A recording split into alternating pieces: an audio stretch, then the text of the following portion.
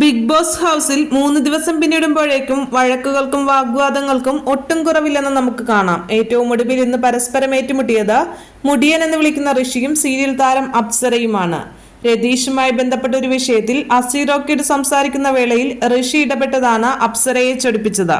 അസിയോട് രതീഷുമായി ബന്ധപ്പെട്ട വിഷയം സംസാരിക്കുന്ന അപ്സരയുടെ അടുത്ത് വന്ന് ഋഷി പ്രകോപിപ്പിച്ചതാണ് വഴക്കിൽ കലാശിച്ചത്. രതീഷ് കരയുന്നത് കണ്ടാണ് എന്തോ പ്രശ്നമുണ്ടെന്ന് കരുതി താൻ പോയി സംസാരിച്ചതെന്നാണ് അപ്സര പറയുന്നത്. എന്റെ അനുവാദമില്ലാതെ ഒരു വ്യക്തി എന്റെ ദേഹത്ത് തൊടുന്നത് എനിക്കിഷ്ടമല്ല എന്നാണ് രതീഷ് തന്നോട് പറഞ്ഞതെന്നും അപ്സര വീഡിയോയിൽ പറയുന്നുണ്ട്. ഈ സമയം അടുത്തിരുന്ന് സുരേഷ് മേനോനെ ചൂണ്ടിക്കാട്ടി അപ്സര ഒരു ഉദാഹരണം പറയുകയായിരുന്നു. ഇവിടെയുള്ള എല്ലാവരും എന്നെ കെട്ടിപ്പിടിച്ചോട്ടെ, പക്ഷെ സുരേഷ് ഏട്ടൻ മാത്രം എന്നെ കെട്ടിപ്പിടിക്കുന്നത് എനിക്കിഷ്ടമല്ലെന്ന് കരുതുക, അതെന്റെ സ്വഭാവ വൈകല്യമാണ് എന്നായിരുന്നു അപ്സര രതീഷ് വിഷയത്തെ ചൂണ്ടിക്കാട്ടിക്കൊണ്ട് പറഞ്ഞത്. എന്നാൽ ഇതിനിടയിൽ വന്ന ഋഷി അക്കാര്യം ഒന്നുകൂടി പറയാൻ ആവശ്യപ്പെട്ടതോടെ അപ്സര ദേഷ്യപ്പെടുകയായിരുന്നു.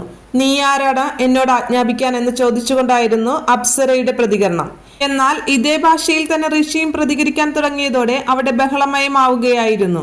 എന്നാൽ ഋഷി വിഷയത്തിൽ അനാവശ്യമായി ഇടപെട്ടതാണെന്ന് ചില പ്രേക്ഷകർ കമന്റിലൂടെ പറയുന്നുണ്ട്.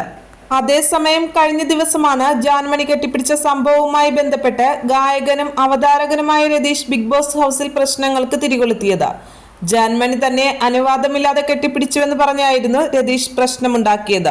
ഇതിനു പിന്നാലെ സംഭവങ്ങൾ ആകെ മാറിമറിയുകയായിരുന്നു. തന്നെ രതീഷ് ബാഡ് ടച്ച് നടത്തിയെന്ന് പറഞ്ഞ് സുരേഷ് മേനോൻ പരാതി പറയുകയും മറ്റംഗങ്ങളെ വിളിച്ചുകൂട്ടുകയും ചെയ്തതോടെ സംഭവം കൂടുതൽ ഉദ്യോഗജനകമായി.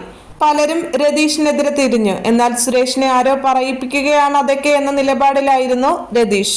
ഇതോടെയാണ് താൻ ബിഗ് ബോസ് ഹൗസ് വിടുകയാണെന്ന് പറഞ്ഞ് എല്ലാം പെട്ടിയിലാക്കി 2 പെട്ടിയുമായി രതീഷ് പുറത്തേക്ക് നടക്കാൻ തുടങ്ങിയത്. എന്നാൽ വീട്ടിലെ ആരും ആ ഭാഗത്തേക്ക് നോക്കിയില്ല. അതോടെ രതീഷിന്റെ പുറത്തേക്ക് പോകൽ പരിപാടി അവസാനിക്കുകയും ചെയ്തു.